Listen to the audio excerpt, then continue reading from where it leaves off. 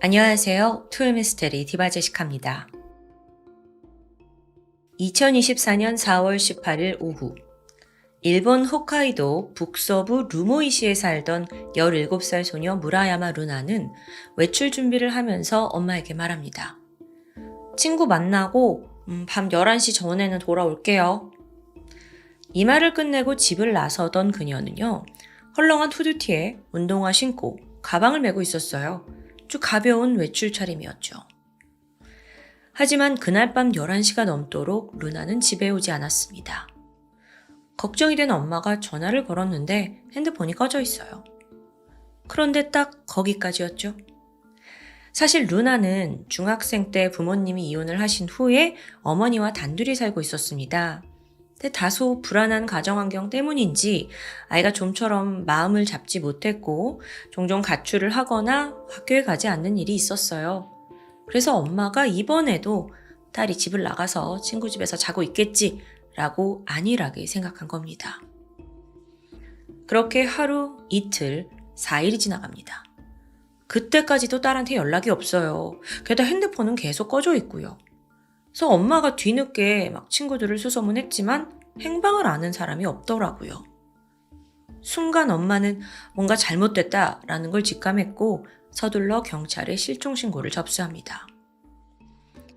4월 20일 경찰이 수사에 착수하게 되는데 일반적으로 실종한 직후 24시간이 생사를 가르는 골든타임이잖아요. 근데 지금 루나의 경우는 이미 4일이 지났어요. 그러니까 한시가 급한 상황이죠. 경찰은 CCTV, 통신 기록 분석했고 루나가 대체 어디로 갔는지 추적합니다. 그러던 중 루나의 마지막 행적이 예상치 못한 의외의 장소에서 확인돼요. 집에서 무려 90km나 떨어진 홋카이도 아사히카시의 외곽 가무이코탄이라는 곳이었습니다. 그러니까 완전히 집에서 동떨어진 곳이에요. 일단 이 아사히카시라는 곳의 도심은 꽤 발달이 되어 있어요. 쇼핑몰, 레스토랑도 곳곳에 있으니까요. 하지만 거기 외곽에 있는 가무이코타는 이야기가 다릅니다. 인적도 굉장히 드물고 CCTV조차 많지 않죠. 특히 밤이 되면 어둠이 짙게 내려앉기 때문에 범죄에 쉽게 노출될 수 있는 곳이고요. 아니 근데 이런 곳에 루나가 왜 왔던 걸까요? 일단 경찰은 그 가무이코탄 지역을 중심으로 수색 인력을 파견합니다. CCTV는 물론이고 탐문 수사도 진행했어요. 바로 이때 루나를 목격한 사람이 등장합니다. 한 편의점 직원이었는데요. 루나가 집을 나섰던 그 4월 18일 그날 늦은 저녁에 갑자기 편의점 문이 거칠게 열리더니 루나가 막 헐떡이면서 가게 안으로 들어왔대요. 몸을 떨고 있고 주변을 막 두리번거리는 모습이 누가 봐도 이상했죠. 그러면서 루나가 살려주세요! 떨리는 목소리로 편의점 직원에게 도움을 요청합니다. 직원도 당황해서 무슨 일인가 싶어 경찰에 신고를 하려고 했던 그 순간 편의점 문이 다시 열리더니 루나 또래의 한 여성이 쫓아옵니다. 그리고 아주 단호한 목소리로 얘 이상한 애니까 상대 안 하셔도 돼요. 라고 하더니 루나의 팔을 강하게 끌고 빠르게 편의점을 나갔다는 거예요. 직원이 무슨 일이야 싶어서 이렇게 봤죠. 그랬더니 이들이 이제 어두운 거리로 사라졌습니다. 직원도 어찌할지 몰랐지만 어쨌든 넘어가게 돼요. 여기까지 증언을 확보한 경찰이 그 사라진 골목 CCTV를 추적하게 되거든요. 아니 그랬더니 더 놀라운 사실이 밝혀져요. 루나의 곁에 3명의 젊은 여자와 1명의 남성이 더 있었다는 겁니다. 이들은 편의점에서 루나를 데려간 그 여성과 한패인 것으로 보이죠. 또 다른 목격담이 이어집니다. 4월 18일 밤부터 19일 새벽 사이에 이 지역에 이시카리 강이라는 곳이 있어요. 그 강 위에 있는 신카이 대교 위에서 위태롭게 서 있는 루나를 봤다는 거예요. 자, 이건 지금 굉장히 불길합니다. 근데 루나가 강에서 무슨 일을 겪고 실종되었을 가능성도 시사하고 있어요. 게다가 주민들이 말하길 이 이시카라 강이 폭이 넓고 유속이 빨라서 혹여나 시신을 유기하려 한 거라면 아주 적합한 장소라고 말을 합니다. 아예 한 주민은 혹시 강 속에 던져진 물체가 있었다면요. 그건 돌 사이에 걸려서 잘 떠오르지도 않아요. 불길한 얘기를 합니다. 경찰도 긴장되죠. 즉각 강 주변을 중심으로 집중 수색이 진행됐죠. 그게 무려 한 달간 이어집니다. 아니 그런데도 별다른 성과가 없어요. 시신이 나오는 것도 아니고 소지품도 없고요. 고민하던 경찰이 이때 생각을 좀 전환하게 되는데요. 계절적인 요인과 강의 흐름을 분석한 겁니다. 생각해보면 이 홋카이도의 4월부터 서서히 봄을 맞이하면서 눈이 녹기 시작합니다. 또 그 당시에 유독 비가 많이 왔어요. 즉 이 두 가지 요인으로 인해서 강의 유량이 대폭 증가했죠. 즉 시신이 하류로 더 빨리 떠내려갔을 가능성이 높은 겁니다. 그래서 경찰이 위치를 바꿔서 하류 쪽으로 수색을 확대해요.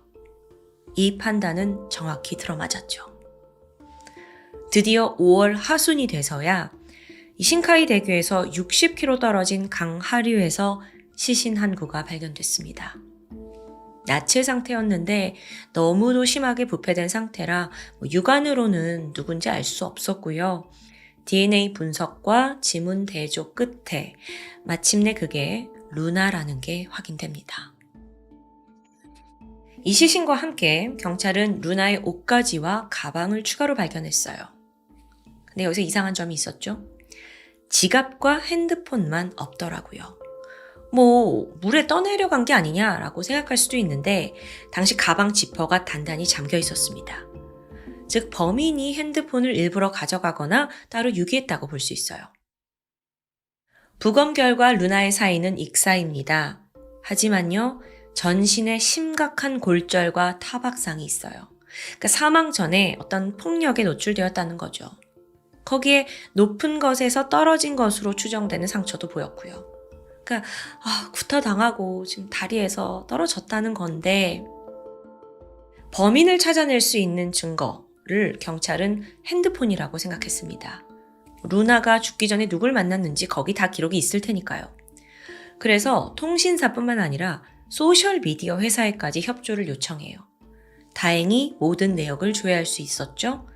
그 과정에서 충격적인 사실이 밝혀집니다. 루나의 DM을 열어보게 되거든요. 그랬더니 그녀가 지속적인 협박을 받았더라고요. 협박성 메시지가 가득해요. 예를 들어서 너 정말 돼지고 싶냐? 죽기 싫으면 빨리 돈 내놔. 10만엔 당장 내놔! 그런데 이 메시지가 루나가 실종된 4월 18일 기준으로 딱 멈춥니다.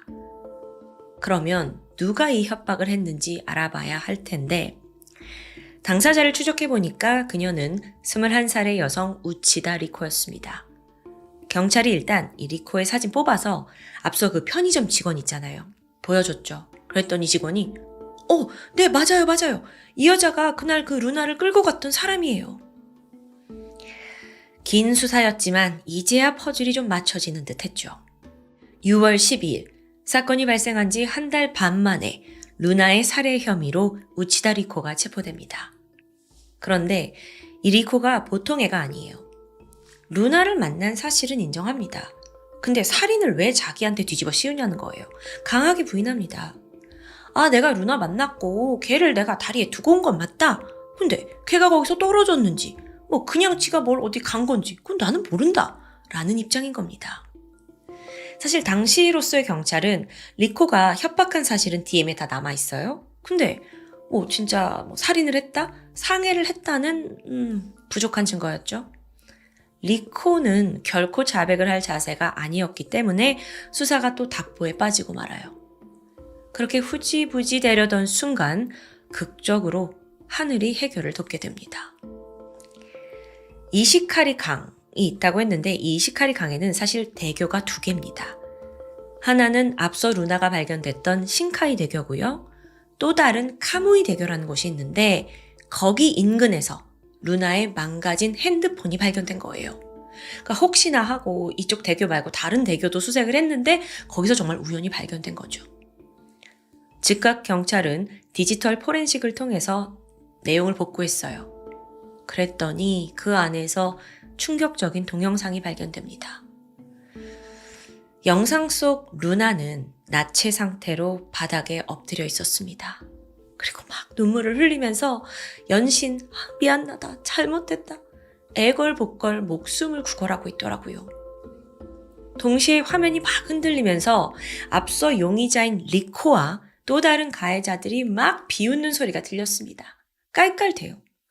그리고 영상 마지막 부분에 결국 루나가 막 공포에 떨면서 다리 안간에 앉게 되죠. 앉게 시킨 거예요. 그리고 용의자였던 리코가 그녀를 향해서 소리쳤습니다. 떨어져! 뒤지라고! 결정적인 영상입니다. 결국 이걸로 루나 살인 사건의 전말이 낱낱이 드러나게 된 거예요. 네, 이 사건 범인 리코입니다. 그런데 주범 리코 외에도 나머지 청소년들이 범죄에 가담했어요. 여기서 다른 공범 2명은요, 16살 미성년자였습니다. 그래서 신상이 공개되지 않았죠. 하지만 리코 외에 나머지 1명, 19살 코니시 유카의 신상을 경찰이 공개합니다. 사건이 워낙 중대하다 보니까 공개하는 게 맞다고 판단한 거예요. 참고로 이건 아사히카와시에서 미성년자 범인의 신상이 공개된 최초의 사건이었습니다. 자, 그러면 도대체 얘네들 다 무슨 관계였던 걸까요? 사실 몇 달 전까지만 해도 범인 리코와 피해자 루나는 서로 일면식도 없는 사이였습니다. 사는 지역도 멀리 떨어져 있고요. 그러다가 우연히 SNS에 업로드된 사진 한 장 때문에 비극이 시작된 거죠. 평소 루나는요, 조용하고 상냥한 성격입니다. 친구들한테 사랑을 받는 아이였어요. 근데 앞서 부모님이 이혼을 했다고 했잖아요. 그러면서 엄마와 함께 새로운 도시로 이사를 가게 되거든요. 거기서부터 적응이 쉽지 않았던 것으로 보입니다. 고등학교에 입학한 후에도 상황이 나아지지 않았고 결국 루나는 그 인간관계 때문에 스트레스로 괴로워했어요. 결국 고등학교 1학년 마치지 못하고 자퇴를 하고요. 이후에는 통신제 고등학교라는 곳에 재입학합니다. 그러니까 여기가 온라인 수업을 하는 곳이에요. 자, 어쨌든 루나는 지금 학교를 다니지 않죠. 그러다 보니까 또 외로움이 찾아옵니다. 주변에 아무도 없어요. 그래서 친구를 사귀고 싶다라는 마음에 SNS 활동을 시작합니다. 근데 또 루나의 성격상 자기 자신 막 셀카를 올리고 친구들도 없는데 다 사진 혼자뿐이에요. 이런 사진이 없어요. 그러다 보니까 그냥 인터넷을 돌아다니는 재미있는 사진, 밈 같은 거 또는 문구 같은 걸 올리게 돼요. 그러면 사람들이 나를 몰라도 이게 좀 재미있는 게시물이니까 좋아요를 누르고 태그를 해주고 이게 루나의 소소한 행복이 되어갔죠. 그러던 어느 날입니다. 루나가 우연히 누군가 되게 웃기게 라면을 먹는 사진을 발견하게 돼요. 되게 웃기다. 이거 내 거에 올리면 사람들이 되게 좋아하겠다 싶어서 별 생각 없이 이 사진을 SNS에 게시하게 되거든요. 예상대로 반응은 뜨거웠어요. 야, 저 사람 뭐냐? 진짜 라면 어떻게 저렇게 먹냐? 막 사람들 환호했고 또 조롱도 합니다. 근데 여러분, 하필 그 사진이 리코의 사진이었던 거예요. 이 리코라는 애는요, 자기 얼굴과 체형에 강한 콤플렉스를 가지고 있었어요. 그래서 사실 사진 찍히는 걸 극도로 싫어했다고 해요. 오직 과하게 그 필터를 써서 보정이 된 사진만 올렸고요. 그런데 마침 루나가 올린 사진은 보정이 없는 리코의 리얼한 모습이 찍혀있는 사진이에요. 이게 어떻게 유출이 됐는지 모르겠는데 어쨌든 이게 약간 인터넷상에서 밈이 된 거죠. 하필 그게 리코였어요. 근데 앞서 이 리코가 보통 애가 아니라고 했잖아요. 얘는 학창 시절부터 정말 이 지역에서 악명 높은 소위 일진 출신 여성이었습니다. 자기보다 힘없는 애들 다 짓밟고 지배를 해야 직성이 풀리는 성격이에요. 게다가 화를 막 쉽게 내고 마음에 들지 않는 애 다 왕따 시키는 걸 밥 먹듯이 했다고 해요. 때리고 돈 뺏는 건 아무것도 아니었고요. 그래서 동창들 사이에서는 리코 쟤는 진짜 절대 피해야 될 애야 라고 이미 정평이 나 있습니다. 그런데 리코가 과거에서부터 그 힘없는 애들을 괴롭힐 때 위협하기 위해서 자주 했던 행동이 있어요. 바로 옷을 다 벗기고 촬영을 해두는 거죠. 이 동영상 빌미로 괴롭히고 협박하면서 돈까지 갈취했습니다. 아주 악질 중에 악질이에요. 그렇게 성인이 된 리코는 그러면 나아졌냐? 아니요. 더 비뚤어 나갔죠. 이 아사히카와 씨의 유후가를 휩쓸었다고 해요. 매일같이 술을 마셨고요. 심지어 마약 밀수에까지 손을 댑니다. 또 그러다 보니 위험한 인물들과 관계를 맺는 것도 잦았고요. 심지어 문란한 성생활을 즐겼다고 하는데 좀 민망한 내용이지만 내 기분 좀 좋아지도록 성적으로 나를 터치해라 라는 요구를 하지 않나, 또는 자기 눈앞에서 너네 둘이 성관계를 해야 된다 막 시키고 깔깔대고, 이게 앞서 단순히 그냥 학교에서 악질 일진이다 라고 생각을 했는데 사실 어른이 돼서는 더한 짓들을 저지르고 다녔던 겁니다. 근데 생각해보면 아니 무슨 직업이 있어서 그렇게 유흥을 즐겼을까? 직업 없어요. 돈을 안 버는데 유흥비는 다 주변 사람한테 거의 뺐다시피, 빌린다 하지만 뺐다시피 해서 쓴 거죠. 제대로 갚은 적 없습니다. 그러니까 점점 사람들이 그녀를 피해요. 그 돈은 떨어져 갔죠? 그러자 리코가 새로운 밥벌이를 떠올리게 되는데요. 좀 편하게 협박해가지고 구할 수 있는 방법 없나? 그러다가 눈에 들어온 게 SNS였습니다. 리코가요, 마치 하이에나가 먹이를 찾는 것처럼 SNS를 돌아다니면서 만만한 상대를 찾아다녀요. 그러다가 누구를 딱 찾으면 걔네 게시물, 주변 인물을 샅샅이 관찰했고 치명적인 약점을 잡아냅니다. 그게 예를 들어 주변에 알려지기 싫은 부분을 잡아내는 건데 불륜, 성추행 같은 걸 찾는 거죠. 이것도 보통 일이 아닐 텐데 어떻게 했는지는 자세히 알려지지 않았어요. 그래서 이걸로 돈을 벌어온 건데 참 나쁜 의미로 대단해요, 대단해. 차라리 일을 그냥 하지. 어쨌든 그런 와중이었습니다. 리코의 레이더에 루나가 들어와요. 심지어 자기 얼굴 사진을 올리고 조롱거리로 만들었죠. 리코 입장에서는 분노도 치밀었지만 얘가 딱이다 싶은 거예요. 그래서 1차적으로 접근을 했을 때 당신 왜 남의 무보정 사진 올리냐? 분노의 메시지였습니다. 근데 또 루나는 소심해요. 그래서 너무 미안하다 라고 답을 보냈지만 그 오는 답만 봐도 내가 쉽게 통제할 수 있겠는데 좋은 먹잇감이라는 걸 본능적으로 알게 된 거죠. 그때부터 무서운 협박이 이어졌습니다. 너 내가 누군지 알아? 이런 XX년아, 너 내가 찾아가서 죽일 거야. 위협과 욕설이 쏟아졌어요. 이게 17살 루나가 감당하기엔 너무 무섭죠. 그래서 결국 끝으로 화해금 명목으로 10만엔, 그러니까 한화 한 100만 원 정도를 리코가 요구합니다. 루나도 너무 겁에 질려서 어찌어찌 돈을 마련해가지고 네, 돈을 보낼게요 라고 굴복했어요. 근데 또 하필 여기서 문제가 발생합니다. 돈을 보내려고 하는데 마침 그때 은행에 기술적인 문제가 있어서 제때 돈이 들어가지 못한 거예요. 그러자 결과만 놓고 리코가 완전히 분노합니다. 야, 이 엑스야, 네가 감히 날 속이려고 해? 너 진짜 죽어봐야 정신 차리겠냐? 막 협박 메시지가 쏟아져요. 루나 너무 무섭죠. 정말 이 여자가 리코가 날 찾아와서 나는 물론이고 엄마까지 해친다고 생각하니까 잠을 이룰 수 없습니다.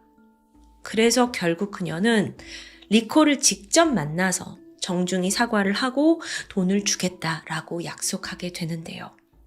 그렇게 4월 18일 한 역 앞에서 두 사람이 마주합니다. 이때 리코는 혼자 나오지 않았어요. 앞서 3명의 공범이 있었잖아요. 같이 나온 거예요. 그래서 루나를 맞닥뜨리자마자 무리를 시켜서 루나를 강제로 차에 태웁니다. 그리고 자기의縄張리인 아사히카와시로 향하게 되죠. 이동하는 내내 리코와 공범들은 루나에게 폭언과 폭행을 퍼부었습니다. 심지어 루나를 성추행하고 수치심까지 들게 만들었죠. 당시 루나가 한 4시간 정도 차에 갇혀 있었어요. 그리고 고문에 가까운 학대를 견뎌야 했죠. 그러다가 이제 아사히카와시에 도착을 해서 근처 편의점에 잠깐 차를 세우게 되거든요. 근데 약간 경계가 느슨해진 거예요. 그 틈을 타서 루나가 빠르게 탈출한 거고요. 편의점 가서 살려달라 도움을 요청했지만 이게 또 결국 무산됐죠. 그때 살 수 있는 기회였는데. 근데 어쨌든 이렇게 루나가 돌발 행동을 했다는 것에 리코가 분개합니다. 그리고 어두운 골목으로 끌고 가서 죽기 직전까지 그녀를 폭행하게 돼요. 다시 차에 실어서 이 무리가 향한 곳은 신카이 대교였습니다. 범인 리코는 이 동네 출신이에요. 그래서 여기가 인적도 드물고 CCTV가 없다는 것을 잘 알고 있었습니다. 그런데 막상 도착해보니까 예상보다 지나가는 차가 많더라고요. 야, 안 되겠다 싶더니 바로 행선지를 바꾸게 되죠. 신카이 대교에서 3km 떨어진 카무이 대교가 다음 장소였습니다. 공범들은 차에서 루나를 끌어내렸고 옷을 모두 벗겨요. 불길함을 이제 감지한 루나가 제발 살려달라고 막 울부짖었죠. 근데 범인들은 깔깔대면서 동영상 찍고 있습니다. 그리고 잠시 후 루나를 다리 난간에 앉힌 리코는 뛰어내리라고 강요한 거예요. 그 당시에 루나가 어떤 심정이었을까? 이미 4-5시간 계속 학대와 조롱, 성적 수치심 속에서 고통을 받았어요. 어쩌면 더 이상 살려달라는 말도 무의미했다고 느꼈을 수도 있습니다. 차라리 죽는 게 낫겠다라는 생각에 루나가 다리 아래로 몸을 던진 겁니다. 그녀가 죽은 걸 확인한 리코는 루나의 지갑, 핸드폰 챙겼고요. 핸드폰은 조금 가서 다리 멀리 이제 던져버렸어요. 그리고 공범들과 유유히 현장을 떠났죠. 얘네 정말 나쁜 애들이죠. 추후에 밝혀진 그 사항들이 있습니다. 그 공범들 중 얼굴이 밝혀진 유카. 유카는요, 단순히 그날만 연루된 게 아니더라고요. 애초에 협박 메시지를 보낼 때부터 이 주범인 리코의 범행을 도왔던 것으로 드러납니다. 이 두 사람, 그러니까 유카와 리코, 좀 유치하지만 옛날에 그런 거 있잖아요. 뭐 엑스 언니, 뭐 이런 약간 주종 관계에 있던 날라리 언니 동생이었던 것 같아요. 끼리끼리 어울린다더니 유카 또한 그러다가 이런 엄청난 범죄에 스며들게 된 겁니다. 그리고 또 유카 리코에 대해서 충격적인 사실이 드러나게 되는데, 일단 유카는요, 예상했던 대로 어릴 때부터 일진들하고 어울리는 거 좋아하고 학교 폭력 일삼고 선생님에게조차 폭언을 하던 문제아였습니다. 그러다가 최고 악질인 리코와 친해졌어요. 성인이 돼서도 두 사람이 함께 술집과 유흥가를 활보했죠. 심지어 범행을 저지른 지 3일 후에 함께 막 신나게 노래하면서 드라이브하는 영상을 SNS에 업로드했더라고요. 뿐만 아니라 이 두 사람이 그렇게 놀면서 의외의 인물들과 술자리를 가졌다는 사실이 드러납니다. 심지어 그들이 누구냐? 다름 아닌 아사히 카와시의 경찰들이었어요. 와, 이게 좀 무슨 상황인가 싶은데, 앞서 리코라는 그 여자애가 되게 군림하는 걸 좋아하는 성격이라고 했잖아요. 그래서 그녀는 나이가 20대 초반, 아직 어린데도 불구하고 이 지역에 좀 돈 있고 힘 있는 권력자들과 만나는 걸 즐겼다고 해요. 이에 더해 원하는 관계까지 해주면서 인맥을 이어왔던 것으로 밝혀집니다. 근데 그러면서 내가 이런 사람들 알아. 마치 나도 그들과 동등한 권력을 가진 듯한 그 기분을 즐긴 거겠죠. 왜 어른들도 그런 사람 있잖아요. 내가 뭐 어디 높은 누구누구 안다. 인맥 자랑하면서 과시하는 거예요.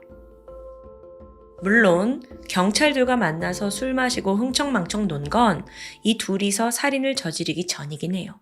근데 또 아이러니하게도 술자리에 있던 경찰들이 추후 루나를 수색하는 사건에 투입되었다고 합니다. 아직 충격적인 사실은 더 남아 있어요. 알고 보니까 리코, 사건 담당하던 경찰과 불륜 관계라는 게 드러납니다. 아니 이건 또 무슨 해괴망측한 일이야 싶은데, 앞서 리코가 협박을 한 DM이 발각이 됐잖아요. 그래서 그 경찰 조사를 받을 그때쯤인데 우연히 유흥가 바에서 만난 경찰과 이미 4월부터 불륜 관계를 지속해 왔더라고요. 심지어 그 경찰은 경위급의 좀 높은 직책이었다고 해요.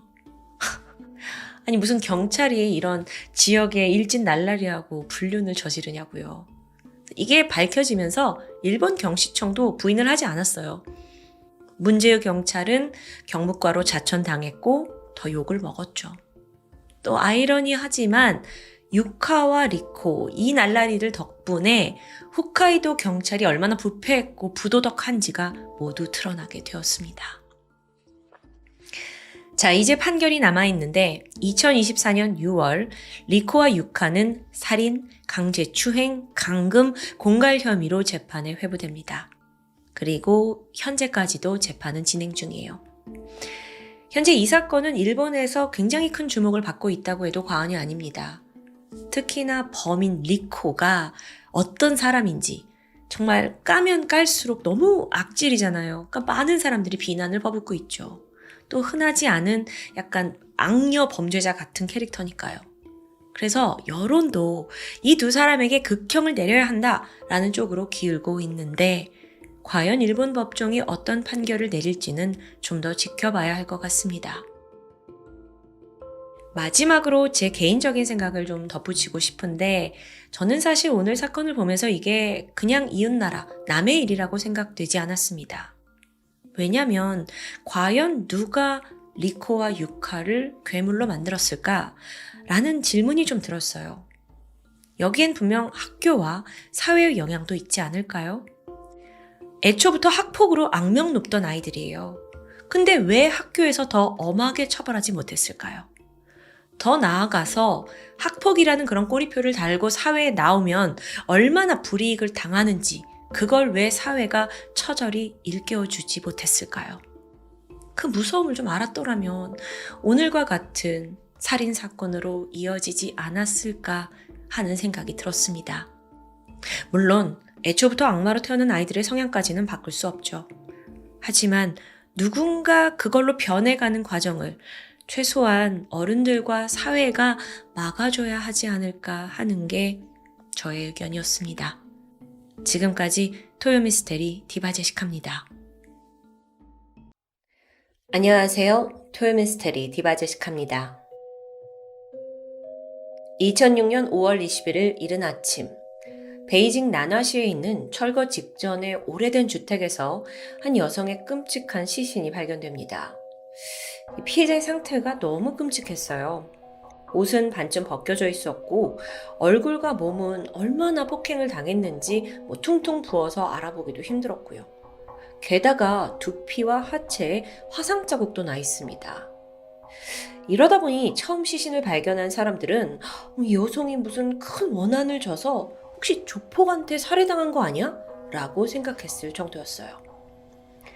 곧이어 피해자의 신원이 확인됩니다. 그녀는 36살이던 주부 딩 샤오옌. 베이징에서 아주 단란한 가정을 꾸리고 살아오던 평범한 주부예요. 지난 1992년에 같은 고향 출신의 남편과 결혼을 했고 둘 사이에 아들을 하나 갖게 되죠. 부부가 함께 작은 슈퍼마켓에서 직원으로 일을 하면서 성실하게 살았는데 아이가 점점 커가면서 좀 더 많은 돈을 벌고 또 도시에서 키우고 싶어서 2000년 베이징으로 이주해 왔습니다. 딩샤오에는 여기서 남동생과 같은 회사를 다니면서 막 자리를 잡은 참이었죠. 사건이 발생한 건 2006년 5월 21일 새벽 1시가 넘어갔던 시간으로 추정됩니다. 그날 딩샤오에는 남편이 늦게까지 집에 돌아오질 않아요. 그래서 막 걱정을 하고 있었죠. 그날 남편은 마침 근처에서 회식이 있었거든요. 근데 보니까 밖에 비가 막 부슬부슬 내리는 겁니다. 아내는 이때 남편이 우산을 챙겨가지 않았다는 게 기억났습니다. 그래서 남편에게 전화를 했죠. 여보, 내가 밖에서 우산 들고 기다릴 테니까 빨리 와요. 이 부부는요, 평소에도 사이가 굉장히 좋았어요. 서로를 잘 챙기는 스타일이었고요. 하지만 그날 이 전화는 결국 아내의 마지막 목소리가 되고 맙니다. 새벽에 남편 량멍셩이 집으로 돌아오게 돼요. 근데 길에 아내가 분명 우산 갖고 기다린다고 했는데 아내가 보이지 않는 겁니다. 그래서 내가 늦어가지고 먼저 갔구나 싶었어요. 그래서 집에 왔는데 여기에도 아내가 없어요. 그래서 그제서야 남편이 전화를 걸어보는데 신호음만 들릴 뿐 응답은 없었죠. 이때 남편의 머릿속에 든 생각은 내가 술 먹어가지고 화가 났나? 이렇게 짐작을 했고 그 화가 나서 가깝게 사는 처남, 그 남동생의 집에 가서 자고 오나 보다 라고만 여겼다 합니다. 그리고는 잠에 들었죠. 날이 밝자마자 남편 량멍셩은 처남의 집에 가기 위해 나서게 돼요. 그런데 웬일인지 조금만 걸어가다 보니까 집 근처에 있는 철거 건물에 경찰들이 쫙 깔려있고 막 사람들이 북적북적거리는 겁니다. 호기심에 자기도 가까이 다가가 봤죠. 사람들 틈 사이로 어렴풋이 누군가 쓰러져 있는 게 보여요. 순간 그는 숨이 멎는 듯 했습니다. 비록 윤곽이긴 했지만 저 쓰러진 사람이 아내라는 걸 단번에 알아보게 된 거예요. 그래서 남편이 거의 정신이 나간 듯 막 사람들 제치고 현장으로 들어갔어요. 하지만 수사관들이 강하게 저지했죠. 그래서 내 아내라고요. 확인 좀 하자고요. 하고 막 들어가려 하는데 수사관들이 남편을 가로막은 데는 이유가 있습니다. 시신이 가족이 볼 수 없을 정도로 너무 참혹하게 훼손되었기 때문이었어요. 도대체 누가 이런 한 가정의 아내이자 엄마를 집 앞에서 이렇게 잔혹하게 살해한 걸까요? 이 가정은요, 이후에 산산조각 났습니다. 14살이었던 아들은 엄마를 잃은 후에 일상생활이 너무 힘들어졌고 그 트라우마 때문에 난독증까지 왔다고 해요. 딸을 잃게 된 딩샤오옌의 부모님 역시 큰 충격을 받고 실신했고요. 무엇보다 가장 큰 슬픔에 빠진 건 남편이겠죠. 비록 회식이라는 이유가 있긴 했지만 내가 좀만 더 일찍 왔더라면 좀만 더 일찍 올걸. 그러니까 모든 게 자기 탓인 것 같아서 자책에 빠졌습니다. 한편 수사는 생각보다 녹록지 않습니다. 안타깝게도 현장 주변에 CCTV가 전혀 없어요. 여기가 철거를 앞둔 곳이라서 굳이 설치할 필요가 없었던 거죠. 근데 참고로 사실 이런 우범 지역일수록 더 있어야 하는 건데요. 그렇죠? 그렇다 보니 목격자도 없고 수사가 난항을 겪고 있었습니다. 그런데 여기서 영역을 좀 확대해서 주변을 탐문하던 중 마침 경찰은 사건 발생 같은 날 근처에서 또 다른 폭행 사건이 있었다는 걸 알게 돼요. 근데 보니까 피해자가 무차별 폭행을 당했고 또 무엇보다 신체에 화상을 입었대요. 이 수법이 좀 비슷한 것 같은데? 다행히 그 현장에는 CCTV가 있었습니다. 그래서 경찰은 혹시나 동일범의 소행이 아닌가 이런 의심을 하다가 CCTV 속 인물들을 자세히 살펴보게 됩니다. 그들은 한 명이 아니었어요. 무려 4명입니다. 남자애 2에 여자애 2까지 미성년자 청소년들이었죠. 일당은 모두 PC방에서 검거되었습니다. 한가로이 게임을 즐기던 중에 경찰이 갑작스럽게 들이닥쳐서 잡은 거예요. 근데 4명 모두 뭐 하면서 양심의 가책을 느끼는 모습은 전혀 보이지 않았습니다. 자, 경찰은 일단 이 사건이 카메라에 잡혀있는 그 폭행 사건 때문에 아이들을 검거한 거잖아요. 근데 이거 외에도 근처에서 살해된 주부 딩샤오엔 사건에 대해서도 혹시 니들이 저지른 거 아니냐라고 추궁하기 시작해요. 근데 일당이 뭐라고 하냐면 네, 그것도 저희가 한 거예요. 순순히 범행을 자백합니다. 그러니까 이게 너무 이렇게 쉽게 수월하게 인정을 하니까 경찰이 당황스러워했죠. 그래서 니네 왜 도대체 그런 짓을 벌였니? 라고 물었는데 그중 한 명의 답변이 가관이에요. 지루해서요.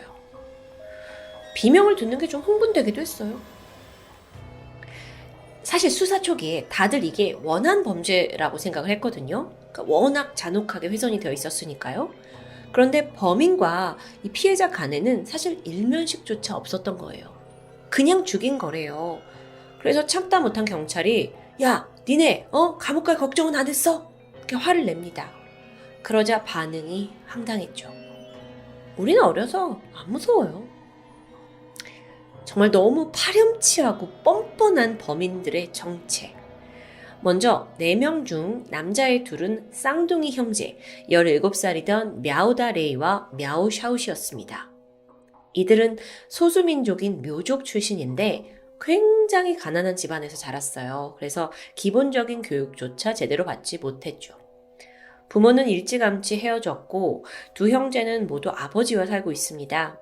근데 또 아버지가 먹고 살아야 되니 또 일이 바쁘다는 이유로 집에 가서는 정말 잠깐 잠만 자고 야, 밥 니들이 알아서 해먹어 하면서 돈만 좀 쥐어쥐고 너무 성의 없이 형제를 길러온 거예요. 그렇게 쌍둥이 형제는 학교에서 문제아가 되었고요. 결국 중퇴를 한 뒤에 자잘한 절도를 저지르면서 돈을 법니다. 근데 이러면서 또 연애를 했어요. 그 일당으로 잡혀있던 여자애 2명이요. 각각 PC방에서 만났다는데 19살의 옌리나 그리고 16살의 레이 주원이었죠. 이 두 소녀 또한 가출 청소년입니다. мя오 형제는 자신들의 여자친구 둘을 아예 집에 데려와서 같이 살았습니다. 뭐 아버지는 잠만 자고 가는 집이니까요. 그래도 이때 아버지가 야, 너 지금 뭐하는 짓이냐 하고 막 화를 내요. 하지만 애들은 꿈쩍도 하지 않았죠. 그래서 그냥 마주치지만 않으면 될 거 아니냐라는 생각에 아버지가 일하러 가는 낮에는 애들끼리 집에서 모여있고 또 아버지가 퇴근할 시간이면 밤이니까 밖으로 나와서 주변을 어슬렁거리게 됩니다. 그러다가 용돈 좀 생기면 노래방, PC방 가고요. 근데 그마저도 돈이 떨어지잖아요? 그러면 다시 이제 길거리 나와서 돈을 구할 궁리를 하는 거예요. 그러다가 선택한 건 강도짓이었고요. 얘네들이 야, 우리 그냥 사람들 협박해서 돈 뺏자. 이렇게 마음을 먹습니다. 사건 당일에도 그들이 한적한 골목을 막 돌아다니면서 한 명 한 명, 총 5명의 행인을 폭행하고 돈을 뺏는데 성공했어요. 근데 얘네들이 이걸 하루 안에 다 저지른 거잖아요. 해보니까 이게 너무 짭짤한 거야. 야, 씨, 우리 이 방법 왜 이제 알았지? 하루에 5명도 모자랐습니다. 그래서 바로 다음 타겟을 찾게 되죠. 그런 그들의 눈에 들어온 게 그 새벽녘 길가에서 남편을 기다리던 딩 샤오엔이었고요. 그날 딩 샤오엔은 이 4명의 아이들이 자신 쪽을 향해서 다가오는 걸 느끼게 돼요. 딱 봤더니 얼굴이 좀 앳되고 어린 학생들이에요. 그래서 별로 신경을 쓰지 않으려 했죠. 그런데 갑자기 넷이서 길막을 하더니 그녀를 살살 둘러싸요. 딩 샤오엔이 깜짝 놀라서 무슨 상황인가 하던 중에 그 여학생이던 옌리나가 그녀에게 막 돌진해버립니다. 그러면서 둘이 같이 넘어져 버렸어요. 자, 이때를 놓치지 않고 쌍둥이 형제 중에 형이었던 мя오다리가 화를 내면서 말합니다. 아줌마, 내 여자친구 넘어졌잖아요. 아니, 너무 황당하죠. 아니, 자기가 부딪힌 게 아니라 지들이 돌진해와가지고 넘어진 건데. 그래서 아니, 무슨 소리냐고. 이 아이가 지금 스스로 넘어진 거다. 근데 이게 뭐 애들이 지금 애초부터 작정하고 꾸민 일이라 이런 말이 먹히지가 않습니다. 그러더니 мя오다리가 다짜고짜 딩샤오엔의 뺨을 때려요. 다 필요 없으니까 돈이나 내놓으라고 협박했죠. 4명의 아이들한테 둘러싸여 있는 딩샤오엔은 큰 공포를 느꼈고요. 서둘러 주머니 뒤져서 한 2만 원 정도 돈을 내밀어요. 근데 애들이 말하기를 아줌마 이게 다야? 즉각 мя오다레이가 그녀의 몸을 막 뒤지더니 급기야 가지고 있던 핸드폰도 뺏어갑니다. 자, 어쨌든 이렇게 뭐 돈 될 만한 것들을 가져갔으니까 이 무리를 피해갈 수 있으리라 생각했어요.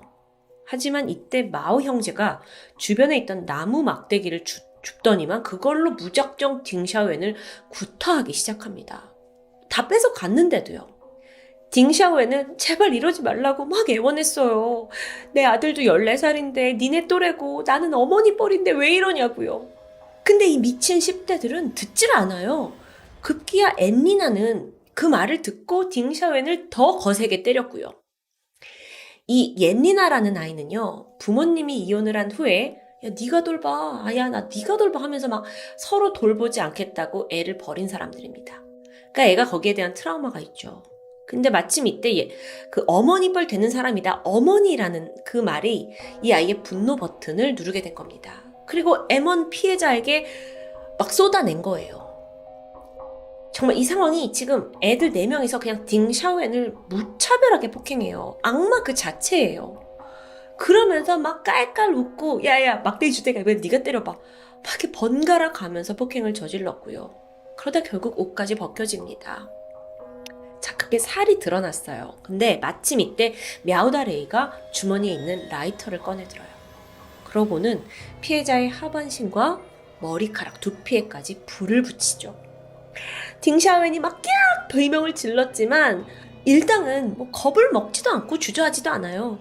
오히려 엽기적인 폭행에 막 흥분감을 느끼면서 더 멈추지 않는 겁니다.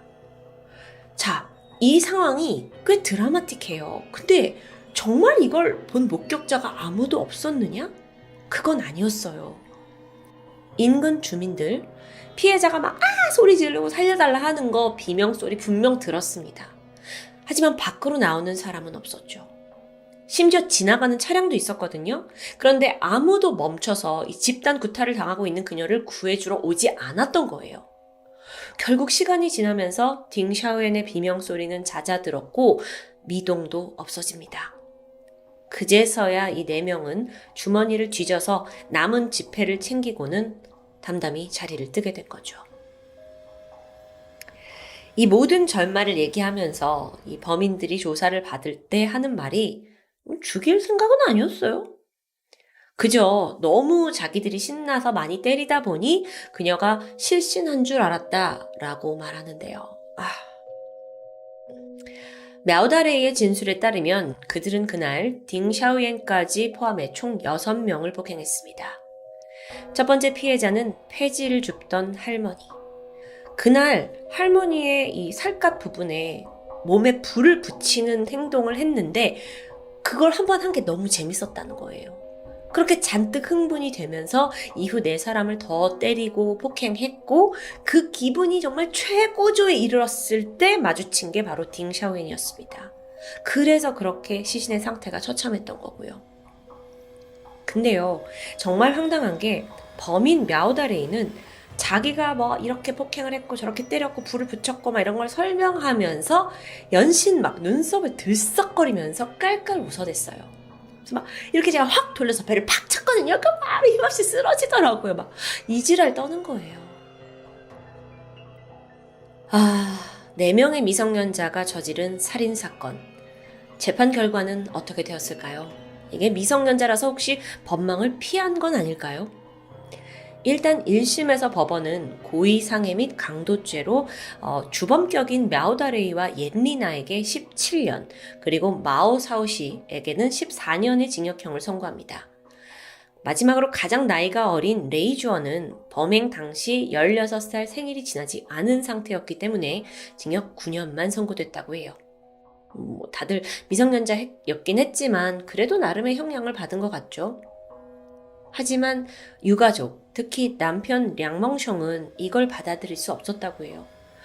너무도 악질적인 범행이었는데 형량이 가볍다고 느껴진 겁니다. 그래서 항소했어요.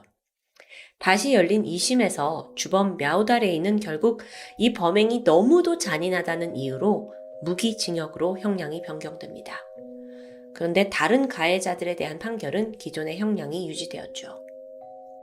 자, 그런데 이쯤 되니 언급하지 않은 사람들이 등장합니다. 바로 가해자들의 부모예요. 뭐라고 하냐면 용서 좀 해주세요. 워낙 가난한 환경에서 힘들게 자란 아이들이에요. 교육이 필요하다고요. 이런 이기적인 호소를 펼치는 겁니다. 아니 지들이 잘못해서 애들을 잘못 기르니까 애꿎은 사람이 죽게 된 건데 저는 사실 이건 부모한테도 책임이 크다고 생각해요. 근데 그 мя우 쌍둥이 형제의 아버지가 인터뷰를 통해서 가난을 탓했죠.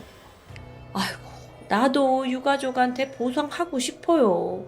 근데 지금 뭐 먹고 살 돈이 없어서 나 음식하고 옷조차 사지 못하는 상황이라고요. 그니까 내가 할 수 있는 건 뭐 진심으로 사과하는 것밖에 없죠. 이거 진짜 사과 맞아요? 사과인지 그저 동정을 호소하는 건지 좀 헷갈리는데요. 일면식도 없는 행인을 그저 재미로 죽인 4명의 청소년들. 얘네들은 애초부터 악마로 태어난 걸까요? 아니면 어른들의 무관심이 키워낸 악마일까요? 그 확실한 답은 알 수 없지만 적어도 가까운 어른들의 충분한 관심과 또 적절한 훈육이 있었더라면 이런 비극을 막을 수 있었을지도 모른다는 생각이 듭니다. 이 사건의 최종 선고가 내려진 건 2008년 1월. 현재가 16년이나 지난 상황이니까 이 범인들 중 2명은 이미 감옥을 나와서 이제 멀쩡히 사회생활을 하고 있겠네요. 그 둘, 그리고 아직 감옥에 있는 둘, 이 총 4명은 과연 자신의 죄를 진정으로 뉘우치고 있을까요? 지금까지 토요미스테리 디바제시카였습니다.